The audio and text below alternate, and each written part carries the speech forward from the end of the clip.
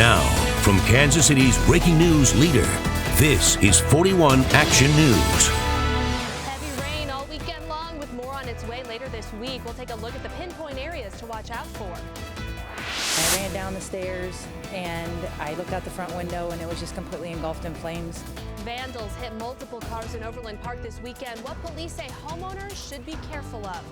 And Helping Hands, what a Kansas City church is doing to help hundreds of girls being held captive in Nigeria. Good morning and thank you for joining us. I'm Zhao Shen. Patrick Fazio is off on this Monday. Welcome now to 41 Action News today. Hope you had a nice weekend. Let's get things started with the check of your forecast. Michelle, on this Monday. Hi, Michelle. Hey, good morning, Zhao. Those temperatures are starting off on the warm side into the upper 70s across much of the area, and we're starting off dry, so that's the good news. However, we are going to be seeing some showers and thunderstorms later on this afternoon. So here's a look at your satellite and radar picture.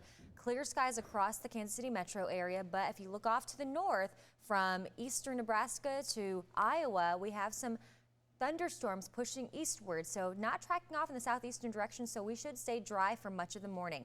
Temperature-wise, upper 70s, and it's windy out there with those south-south winds, and we are going to continue to increase with those winds anywhere between 15 to 25 later on this afternoon. And it's also humid, and the humidity is not going to go anywhere for today. Those temperatures also on the rise, warming up into the lower 90s, but it will feel like the mid to upper 90s, and some areas could even feel like triple-digit heat for today. Now, coming up, we're talking about the threat for some severe weather across the area and when you could expect it. It's all coming up in full weather. Zhao, back to you. All right, Michelle, we'll see you soon. Right now, Leawood police are trying to find a man who disappeared nearly 12 hours ago. Here's a look at his picture. There's a silver alert out right now for 81-year-old John Drummond. Police say he may be lost and he doesn't have the medicine he needs. Drummond has a red 2011 Lexus ES 350 with a Kansas license plate 540CRD. Take a good look at his picture here. If you see him or if you have any information, you are asked to call 911. Well, last night's flash flood concerns have some areas of the Missouri River beginning to crest, and it's only going to continue for the next few days. A lot of people are monitoring the Missouri rivers as we anticipate more rain this week. Lisa Benson has more now from Parkville. The dog days of summer require lots of water for Parkville's dog park visitors. The same is not true for the Missouri River, just yards away. It was really high. It was a lot higher than it was last time we were out here. The U.S. Army Corps of Engineers is monitoring the Missouri River, which is swiftly moving at flood stage and is expected to rise due to recent and anticipated rainfall. We're going to crest slightly above flood stage within the next few days, but it's all dependent upon rainfall. Overflowing riverbanks could cause problems for area farmers. Everyone that lives and works along the Missouri River should be paying attention. This is one of those times of the year where we're one rainfall away from potentially a flooding disaster. News that's not too alarming for Parkville residents or its mayor, Nan Johnston. Not if it floods, but when it floods, we're ready. The new dog park and Platt Landing Park and English Landing Park were both designed to withstand flooding. Johnson says outside of a repeat of the 2011 floods, Parkville is prepared. It's nothing out of the ordinary. Not like 3 years ago when the Corps released all the gallons of water upstream. That was a very unusual event. So in the meantime, Parkville residents will enjoy their new dog park and watching the water rise. Lisa Benson, 41 Action News.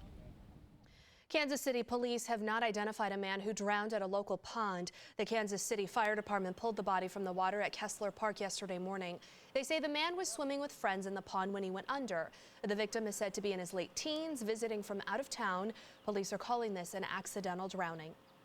Overland Park police are investigating reports that 8 vehicles were vandalized near 145th and Metcalf. This happened about 2:30 Sunday morning.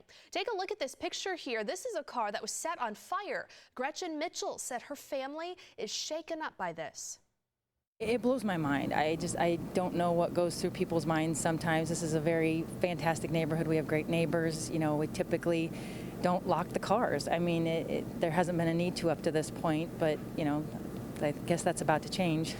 Yeah, investigators say the vandals stole electronics from the unlocked vehicles, so police remind you to always lock your cars and contact Overland Park Police if you have any information about the vandalism.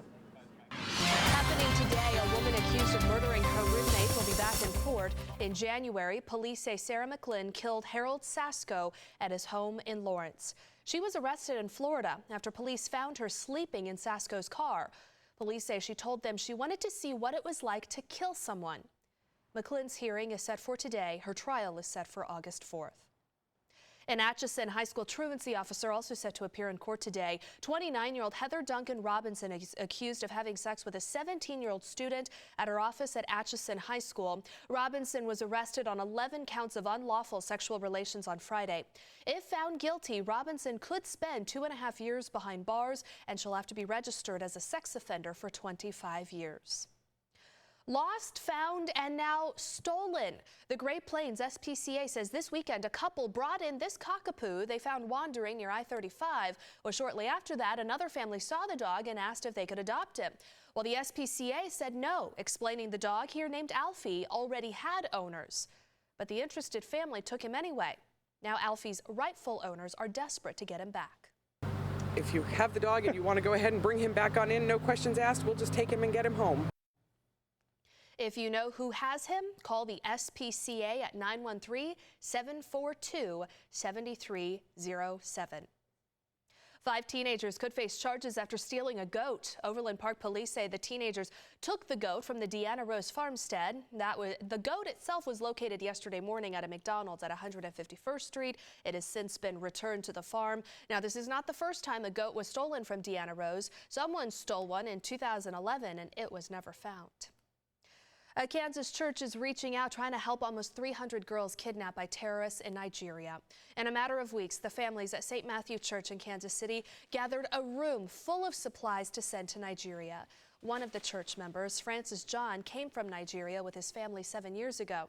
He spent the last few months trying to rally support for the missing girls still held captive, and the response, he says, is overwhelming. Look at what they've done. I can't believe it. This is awesome. I feel like, you know, this is another heaven on earth. It's wonderful. It is wonderful. It is. Well, now John says this group is hoping to bring one of the escaped girls to Kansas City to begin a new life. Your time now is 4:36. It's the knockout stage of the World Cup. What you need to know about Team USA's match against Belgium coming up on Tuesday. Plus, a lot of people gearing up for those 4th of July celebrations, but you definitely won't be celebrating when you fill up your car for your road trip. And we have the potential for some severe weather later on this afternoon and evening. We'll go ahead and find all out after